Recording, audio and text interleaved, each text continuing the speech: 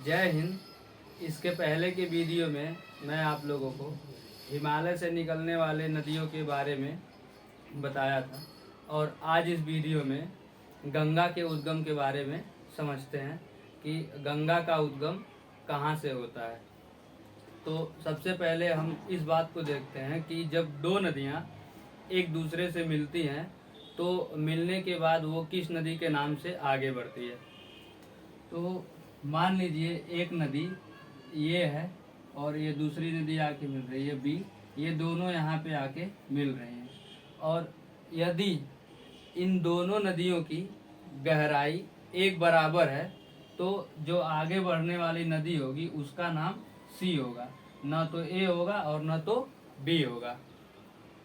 फिर दूसरी स्थिति ये होती है कि जब दो नदियां आके मिलती हैं और उसमें से एक नदी की गहराई ज़्यादा हो और दूसरे की गहराई कम हो। जैसे यहाँ पे देखिए, ये कोई नदी ए आ रही है और ये कोई नदी बी आ रही है।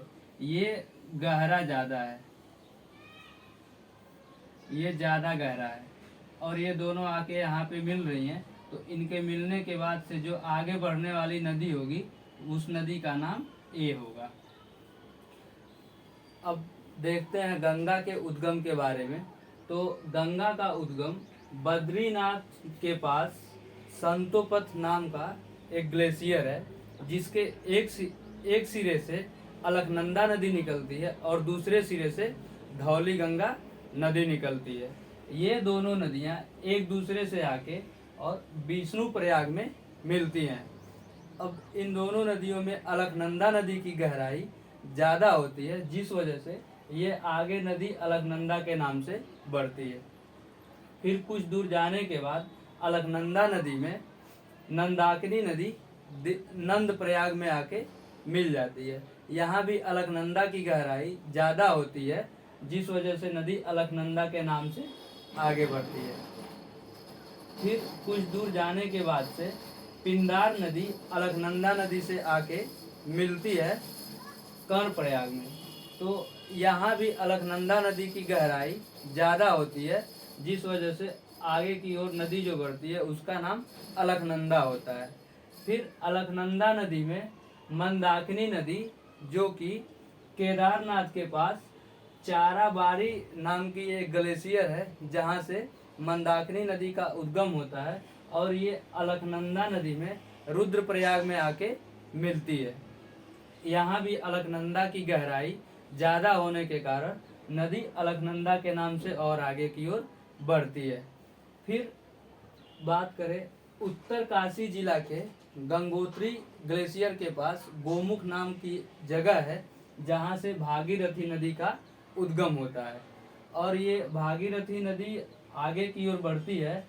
फिर उसको भिलांगना नदी आके भागीरथी नदी में अपना जल गिरा देती है।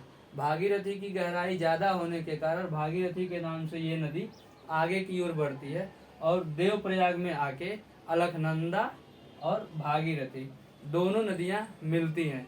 यहाँ पे दोनों नदियों की गहराई एक समान होती है, जिस वजह से आगे बढ़ने वाली जो नदी होती है भूगोल के हिसाब से उसका नाम चेंज कर दिया जाता है और तब अलकनंदा और भागीरथी दोनों नदियों के मिलने से गंगा नदी का उद्गम देवप्रयाग में होता है।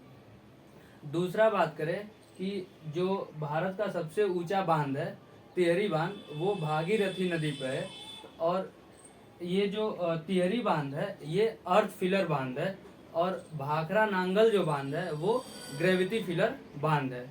तो बांध की अलग अलग कैटेगरी होती है। अगर परीक्षा में इस प्रकार से प्रश्न पूछे कि भारत का सबसे ऊंचा बांध कौन सा है, तो सबसे ऊंचा बांध तिहरी बांध है, 260 मीटर ऊंचा अर्थ फिलर।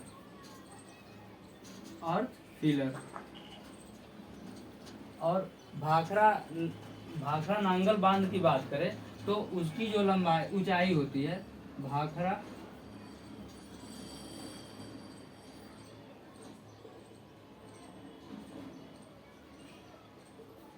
भाखरा नांगल बांध, इसकी ऊंचाई 225 मीटर।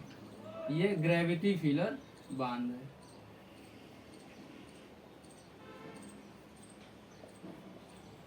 ग्रेविटी फिलर तो इन दोनों बांधों में यही डिफरेंस है। लेकिन परीक्षा में सवाल इस प्रकार से पूछता है कि भारत का सबसे ऊंचा बांध कौन सा है, और वहाँ पे तिहरी बांध को गायब कर देता है, ऑप्शन में ही नहीं देता है, और ऑप्शन में दे देता है भाखड़ा नांगल बांध।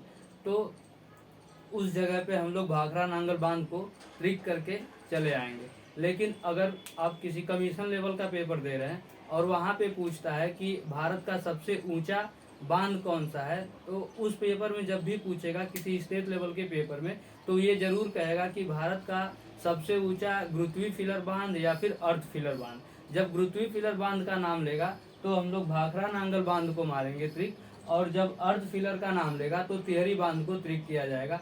और ओवरऑल भारत का सबसे ऊंचा जो बांध है वो तिहरी बांध है। फिर मिलेंगे, ये गंगा नदी जो होती है इसमें बैक्टीरियोफेज नाम की एक जीवाणु पाया जाता है, जिसके वजह से गंगा नदी का जो जल होता है वो खराब नहीं होता है, सड़ता नहीं है, इसमें कीड़े नहीं पड़ते हैं।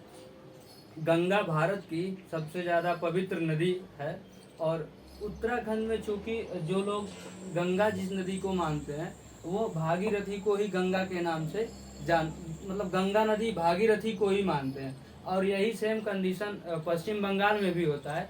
पश्चिम बंगाल में जब गंगा नदी दो भागों में बच जाती है, एक जो गंगा नदी की जलधारा होती है वो बांग्लादेश को चली जाती है, और दूसरी जो जलधारा होती है गंगा की वो हुगली नदी के नाम से पश्चिम बंगाल में बहती है। तो वहाँ पे जो हुगली नदी के नाम से बहती है उसको पश्चिम बंगाल में लोग भागीरथी के ही नाम से जानते हैं। फिर मिलेंगे अब हम अगले वीडियो में, और तब तक के लिए जय हिंद।